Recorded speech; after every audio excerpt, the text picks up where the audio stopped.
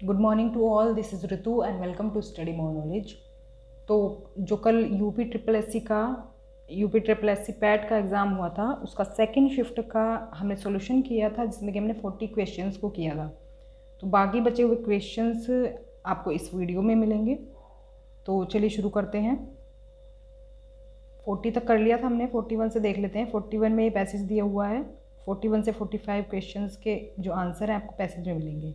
तो हम जल्दी जल्दी सॉल्यूशन देख लेते हैं बिना टाइम वेस्ट किए। तो 41 का हो जाएगा ए ऑप्शन, सभी धर्मों का आदर। इसके बाद है कैसे माना जाए कि हमारा स्वतंत्रता संग्राम जनतांत्रिक था। तो इसमें हो जाएगा बी ऑप्शन, इसमें सभी जातियों वर्गों धर्मों के लोगों ने भाग लिया था। इसके बाद है उपयुक्त गद्यांश में प्रयुक्त प्रेरणीय शब्द का अर्थ क्या है। तो ये हो जाएगा ऑप्शन नंबर ए, प्राप्त करने योग्य। उपयुक्त गद्यांश में लेखक ने मुख्य रूप से बताया है कि क्या बताया है। तो इसमें हो जाएगा महात्मा गांधी के नेतृत्व में राष्ट्रीय आंदोलन कैसा था। बी ऑप्शन करेक्ट होगा। उपयुक्त गद्यांश के लेखक का उद्देश्य क्या था। तो ये हो जाएगा डी ऑप्शन, भारतीय स्वतंत्रता संग्राम की विशेषता बताना। इसके बाद नेक्स्ट पैसेज दिया हुआ है। 46 से 50 नंबर तक के क्वेश्चंस आपको इसमें मिलेंगे। तो 46 का जो आंसर है वो हो जाएगा सी ऑप्शन, अंग प्रत्यारोपण द्वारा शरीर को सामान्य बनाना। इसके बाद अनुच्छेद में प्रयुक्त निरामय शब्द का पर्याय है। तो ये हो जाएगा स्वस्थ, डी ऑप्शन इसमें करेक्ट होगा। मानव को सृष्टि का लघु रूप माना गया है क्योंकि ऑप्शन नंबर ए इसमें करेक्ट हो जाएगा। मानव मन में जो घटित होता है वही सृष्टि में घटित होता है। 49 वैज्ञानिक दृष्टि का अपेक्षाकृत अभाव होता है।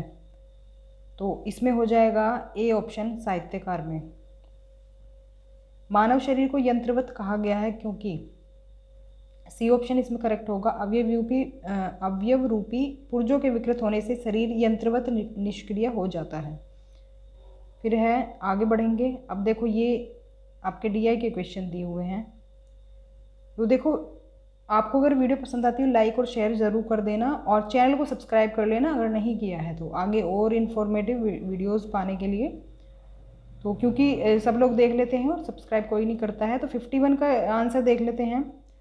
51 है, इसमें आंसर हो जाएगा 2014 से 15 तक, डी ऑप्शन इसमें करेक्ट होगा। 52 का जो है ऑप्शन हो जाएगा 31.8%, ए ऑप्शन करेक्ट हो जाएगा इसमें। उत्पादन अधिकतम स्तर इस वर्ष घटा। तो इसमें हो जाएगा 2015 से 16, डी ऑप्शन इसमें हो जाएगा करेक्ट आंसर। 54 पर चलते हैं। उत्पादन में पिछले वर्ष की तुलना में वर्ष के दौरान अधिकतम वृद्धि हुई। तो कौन से में वृद्धि हुई, ये हो जाएगा इसका 2013 और 14, पहला ऑप्शन इसका करेक्ट हो जाएगा। 55 का हो जाएगा 48 एम्प्टी। 56 पर चलते हैं। 56 का आंसर हो जाएगा ऑप्शन नंबर डी 2।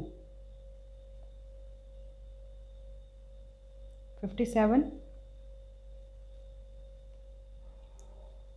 वर्ष 18-19 के दौरान एक्स के आयात में प्रतिशत वृद्धि सभी वर्षों के एक्स के आयात के उसके औसत से कितनी है। तो ये हो जाएगा 64.38%, ऑप्शन नंबर बी करेक्ट होगा। फिर है वर्ष 2014-15 से 15-16 के दौरान एक्स के आयात में वृद्धि प्रतिशत है। तो इसमें हो जाएगा 33.3%। फिर है 59 है, सभी वर्षों के लिए वर्ष एक्स के आयात की वृद्धि का औसत है, तो करोड़ों में बताना है। ये हो जाएगा 260, ऑप्शन नंबर ए करेक्ट हो जाएगा इसमें। विगत कितने वर्षों तक एक्स का आयात एक्स के औसत आयात से अधिक था। इसमें हो जाएगा 2, option number C. Next question पर चलते हैं 61। फिर यहाँ पर डीआई का क्वेश्चन है ये। 61 का हो जाएगा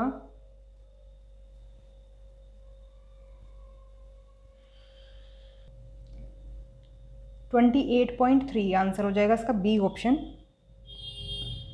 बी ऑप्शन इसका करेक्ट हो जाएगा। 62 का होगा सोमवार को बेची गई वस्तुओं की औसत और शुक्रवार को बेची गई वस्तुओं की औसत के मध्य कितना अंतर है, तो दोनों का अंतर बताना है इसमें। तो इसमें हो जाएगा 5.25, सी ऑप्शन इसमें हो जाएगा बिल्कुल करेक्ट।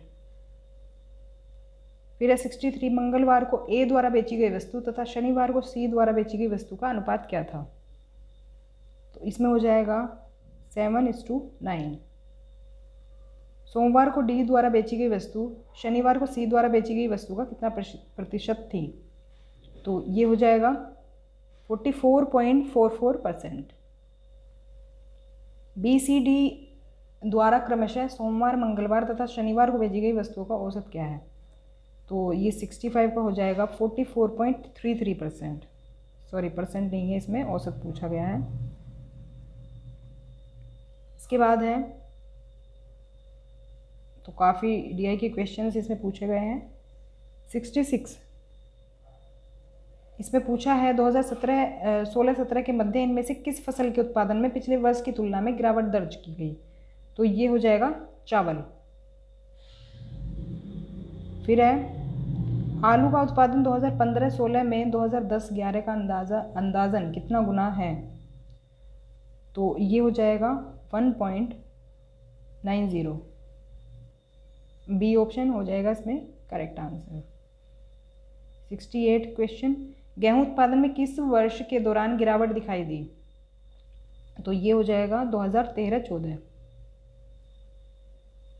इसके बाद है इनमें से किस फसल में 2013-17 के मध्य उत्पादन में लगातार वृद्धि दर्ज की गई, तो ये हो जाएगा बाजरा। बी ऑप्शन करेक्ट हो जाएगा इसमें।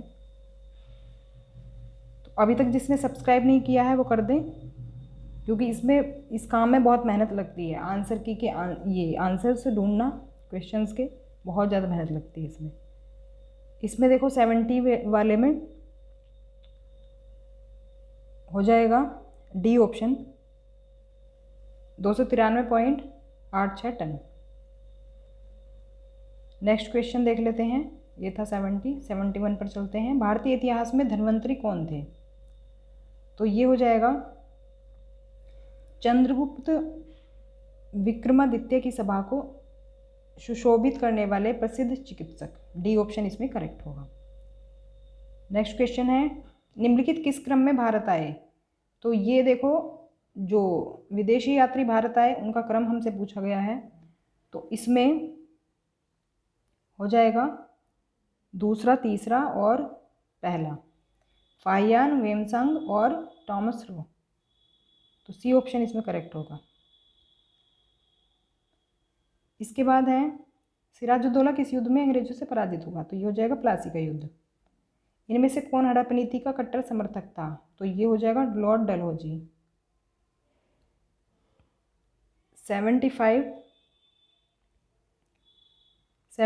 जो है इसमें जो है ऑप्शन डी करेक्ट हो जाएगा 2134।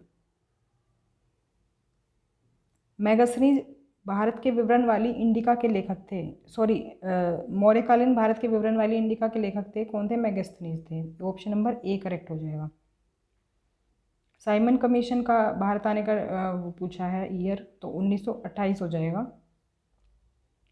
भारतीय राष्ट्रीय कांग्रेस द्वारा किस अधिवेशन में ऐतिहासिक पूर्ण स्वराज्य का प्रस्ताव पारित किया गया था, तो ये हो जाएगा लाहौर। डी ऑप्शन इसमें हो जाएगा करेक्ट। माउंट एवरेस्ट पर प्रथम बार चढ़ाई किस वर्ष की गई थी, तो इसमें 1953 मुझे लग रहा है, और अगर इसमें कुछ डाउट है आपको तो आप कमेंट बॉक्स में बता सकते हैं करेक्ट आंसर।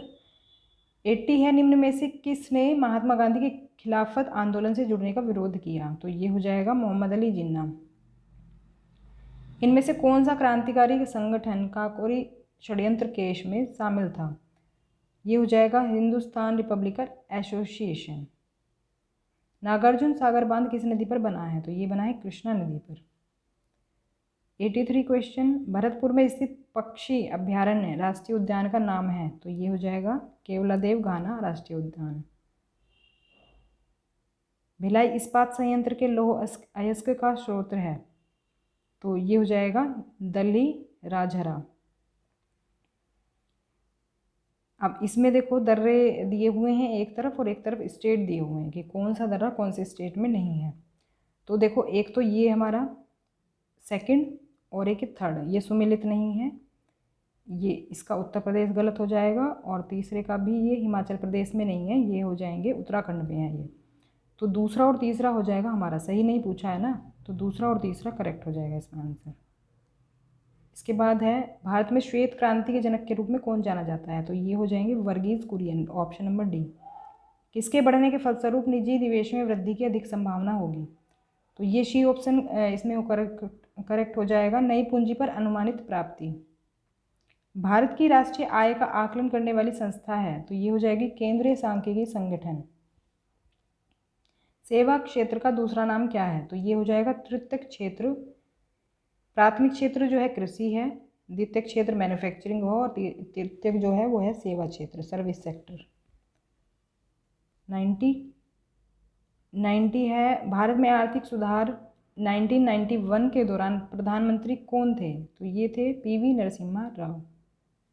भारत के संविधान में इनमें से क्या राज्य सूची में सम्मिलित नहीं है, तो दंड प्रक्रिया संहिता, ये राज्य सूची में सम्मिलित नहीं है। निम्नलिखित में से क्या भारतीय संविधान की मुख्य विशेषता नहीं है, तो इसमें मुझे देखो डी लग रहा है, प्रतिबंध न्यायतंत्र। बाकी आपके अकॉर्डिंग क्या सही आंसर है वो आप कमेंट बॉक्स में बता सकते हैं। निम्न में से क्या भारतीय नागरिकों को आर्थिक न्याय प्रदान करता है, तो इसमें हो जाएगा राज्य की नीति निर्देशक सिद्धांत, डीपीएसपी।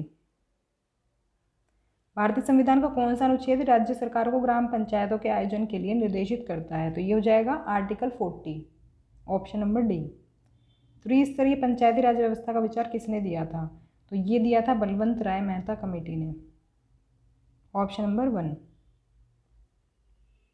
फिर है कर्कटजनक रसायन से होता है, तो ये होता है कैंसर, सी ऑप्शन करेक्ट होगा। त्वचा की ऊपरी सतह क्या कहलाती है, ये कहलाती है अधिचर्म एपिडर्मिस, तो ऑप्शन नंबर डी होगा इसमें करेक्ट आंसर। बिजली का प्रवाह सर्किट में कब होता है, तो ये होता है स्विच बंद होने पर, डी ऑप्शन इसमें करेक्ट होगा।